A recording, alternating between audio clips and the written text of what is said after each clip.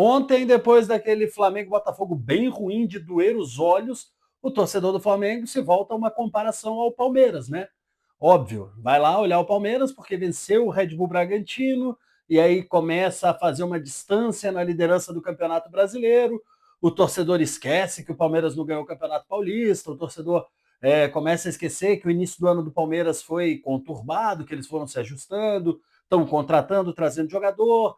O torcedor ele vem para aquela máxima que eu digo para vocês sempre, na comparação entre Flamengo e Palmeiras, o torcedor rubro-negro ele quer a cura. Ele quer. O torcedor do Flamengo ele quer a cura. Mas ele não quer o remédio. Ele não quer a cirurgia.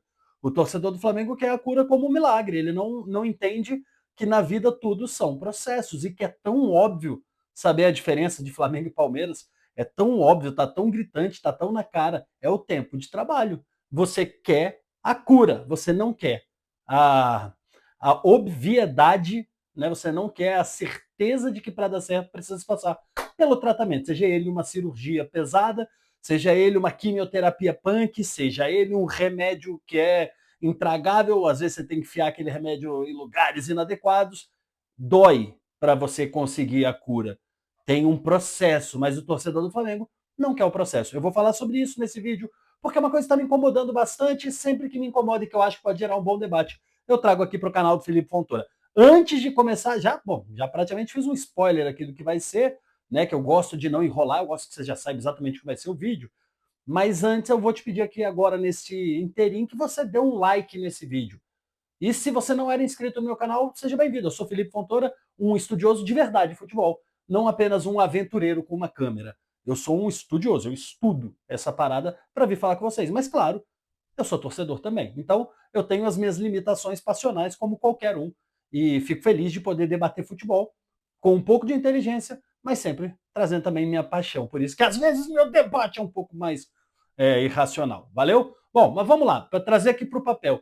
É tão claro, gente, é tão óbvio que o tempo que o Abel Ferreira tem constrói as possibilidades de vitória, mesmo quando ele tem desfalques, mesmo quando ele tem o mesmo tempo de descanso que o Felipe Luiz tem. É tão óbvio isso. Você vê que na coletiva o Felipe Luiz vai lá e usa sempre o mesmo argumento que o Tite usou, que todo treinador usa, né? É sempre o mesmo argumento. O tempo, temos pouco tempo de trabalho, né? Pô, entre um dia e outro, você só tem um descanso. O argumento é sempre muito ruim, mas quando você vai olhar de fato para a prática, né? O Flamengo termina o jogo ontem. O Flamengo termina o jogo ontem com meio de campo, amigo e amiga. Era o Everton Araújo, o Varela e o Matheus Gonçalves, que não jogava aos 15 anos que eu não vi o Matheus Gonçalves. De novo, eu repito para você, o Flamengo termina o jogo com a sua criação nos pés do Everton Araújo, do Varela improvisado e do Matheus Gonçalves, que não jogava de novo há 15 anos. Cara, aí eu volto pro discurso do Felipe Luiz, que ele falava na coletiva, mas a gente não teve tempo, é muito pouco tempo, e aí é a mesma desculpa que o Tite usava, e que todos os outros, estou falando do Tite, foi o último, né, que foi mega massacrado aqui por todos os analistas e comentaristas de futebol. A desculpa era a mesma, o Felipe Luiz usa a mesma desculpa, mas quando você vai para o campo e vê o time terminar com Everton Araújo, Guilherme Varela e Matheus Gonçalves, cara, você vai discordar da ideia de que com esses intervalos não dá para se praticar um bom futebol? É difícil de discordar. É difícil. E aí eu vou falar, você vai dizer que eu estou passando pano. Você vai dizer que eu estou tentando defender o Felipe Luiz, que eu sou. Mas, cara, de novo, eu não sou um aventureiro. Eu era um aventureiro. Eu tinha esse canal aqui, eu tenho esse canal aqui desde 2013. Eu comecei como um aventureiro. Eu fui estudar para poder falar assim: olha, tá, e como é que faz para funcionar?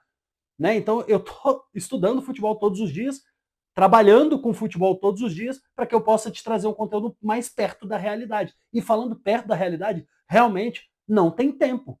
Não tem tempo para você sair de um jogo dificílimo, onde você precisava vencer de todo jeito, e depois pegar o atual campeão da Libertadores e atual campeão brasileiro. Que o torcedor parece esquecer, né, cara? Quando você vai falar que empatou contra o Botafogo, jogo ruim de novo, tá? Jogo ruim, precisa resolver tal. Mas quando você olha para o elenco do Flamengo, que não tinha uma Rascaeta, que não tem um Pulgar, que Dela Cruz machucou, quando você vai olhar, cara, que termina com esses 3 meses que eu te falei, quando você vê os teus zagueiros totalmente desgastados, você vê os teus laterais desgastados, quando você olha para o teu elenco e vê que puto, o treinador falou que o Bruno Henrique, que já não tá jogando bem, não tá jogando bem 100%. Disse que ontem ele ainda estava no sacrifício. Cara, é difícil mesmo que se pratique um bom futebol. E aí você precisa recorrer da janela e você precisa recorrer da formação de um elenco mais eficiente. Aqui é que é o problema. O Flamengo precisa montar um elenco mais eficiente, um elenco que consiga te dar qualidade nesses intervalos, porque senão a gente vai ficar sempre na desculpa desse tempo. Por isso que eu falo que tudo nesse vídeo aqui tem a ver com o tempo. Primeiro, o tempo entre os jogos, porque de fato não dá para ter um baita time com esse meio-campo que acabou jogando ontem. Não tem como ter jogo bonito com esse meio-campo. Não tem como. Desculpa, meu amigo, minha amiga. Não tem como, beleza? Bom, então a gente precisa fazer o quê? Precisa reforçar para que quando eu tenha jogos em intervalos de 3 dias, eu tenha peças de qualidade e não peças únicas e exclusivamente para preencher elenco. Não adianta você falar, não, mas a gente tem no banco o Everton Araújo, mas não. Com todo o respeito, mas não tem a mesma qualidade. Ah, mas eu tenho o Léo Ortiz que pode ser improvisado de volante. Cara, desculpa. Não dá para você sair do Pulgar, não dá para você sair de Pulgar, Dela Cruz para Léo Ortiz com o mesmo nível. E o Léo Ortiz, para mim, é um dos melhores zagueiros do futebol em atividade. Mas é zagueiro, velho. Sacou? É importante que a gente compreenda isso, velho. É importante que a gente entenda. Não dá para ir depois pro Varela, tá ligado? Como terceira opção, quinta opção de meio de campo ali, não dá. Não dá para precisar no jogo contra o Botafogo. Contra o Botafogo, você precisar do Matheus Gonçalves que você não usou em nenhum outro jogo. Por que você não usou o Matheus Gonçalves contra o Juventude? Por que você esperou precisar do Matheus Gonçalves? Então, assim, precisamos de um elenco que você realmente olhe para o banco e fala, olha, temos peças de muita qualidade. E aí o Palmeiras, quando eu estava te falando lá no início desse vídeo, o Palmeiras deu tempo para o Abel Ferreira. No contrário do tempo de um jogo para o outro, eu falei que tudo tem a ver com o tempo, o Palmeiras deu tempo para o Abel Ferreira. O Abel Ferreira consegue identificar como que ele faz para manter um elenco homogêneo. Então, o Abel Ferreira, com 5 anos, 6 anos de trabalho no Palmeiras, ele consegue a cada janela trazer um jogador que faça com que o Palmeiras consiga jogar quarta com um time muito bom e domingo com um time bom, mas assim, perto do muito bom. O Palmeiras não muda a qualidade do jogo, né, de uma partida para outra. Mesmo se o Palmeiras entrar com o time 100% reserva, porque os caras estão lá há 6 anos, eles já entendem o estilo de jogo do Abel, eles já entendem o que o Abel Ferreira quer e eles já vieram porque o Abel Ferreira trouxe. Já não tem ali mais nenhum jogador que é resquício de outra gestão. É tudo gestão Abel Ferreira. Então o cara sabe como é o futebol que ele quer, ele usa cada janela para ir melhorando, e sim, ele vai ter baixas. Óbvio que vai ter baixas. Teve baixa, o Corinthians foi campeão paulista. É óbvio que você vai ter baixa. Mas no geral, no cômputo geral, você vai estar sempre brigando. Você vai estar sempre no topo. Se der tempo para o Felipe Luiz, que é um cara estudioso, etc., você vai estar sempre no topo. Se você der os 5 anos que o Abel tem, 6 anos que o Abel está se encaminhando aí de Palmeiras, o Felipe Luiz vai te entregar essa qualidade, mas o torcedor do Flamengo quer a cura, não quer o remédio. E é engraçado ver isso de você, torcedor do Flamengo, é engraçado, diria eu engraçado para não dizer trágico, porque você entendeu isso na hora que a gente falou de finança. Quando a gente falou, olha, o remédio é amargo para a gente sair do patamar do Flamengo devedor, onde o Bandeira de Melo sentou no primeiro dia de mandato dele nos bancos e todo mundo riu da cara dele, para o Flamengo, que hoje é a maior potência financeira da América do Sul, você sair daquela piada de mau gosto, que brigava para não cair, etc., para essa maior potência, você entendeu que precisou de um tempo, você aceitou isso aqui, velho. Você aceitou isso aqui, mas com o treinador você continua resultadista, preso no imediatismo e ainda assim no imediatismo enlouquecido, porque era o Botafogo, o atual campeão da Libertadores. Era o Botafogo, o atual campeão brasileiro. Ah, mas o Botafogo piorou. Piorou, mas o Renato chegou, parece estar ajustando. O Botafogo do início do ano é muito pior do que o Botafogo de hoje. O Botafogo do início do ano é muito pior do que o de hoje. E o Flamengo de hoje é muito pior do que o do início do ano. Porque no início do ano eu tinha todo mundo bem, voando, correndo, e ontem eu tinha um remendo em campo. Remendo mesmo. O Varela estava no meio de campo. A gente tinha um remendo em campo. E aí você quer que o remendo te entregue a mesma qualidade? Não. O que o flamenguista mais tem que exigir é uma janela bem feita do Boto. O Boto veio para isso. O Boto veio para uma janela bem feita. O Juninho, eu não vou criticar, porque o Juninho chegaram pro Boto e em 2 dias falaram assim, olha, se vira, traz alguém amanhã. O Boto foi lá e trouxe alguém para ontem. E o resultado de uma aquisição corrida é um jogador mediano, tá? O Juninho é mediano, beleza. Vai ali para compor elenco, mas que tira a qualidade do time.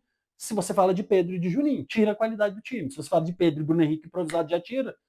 Então, agora a gente precisa cobrar, se o torcedor quer fazer cobrança consciente, ele precisa cobrar uma formação de elenco de qualidade, de verdade. Não dá para não ter um reserva do Arrascaeta. E aí eu vou ser chato, porque eu já falei isso em milhões de vídeos.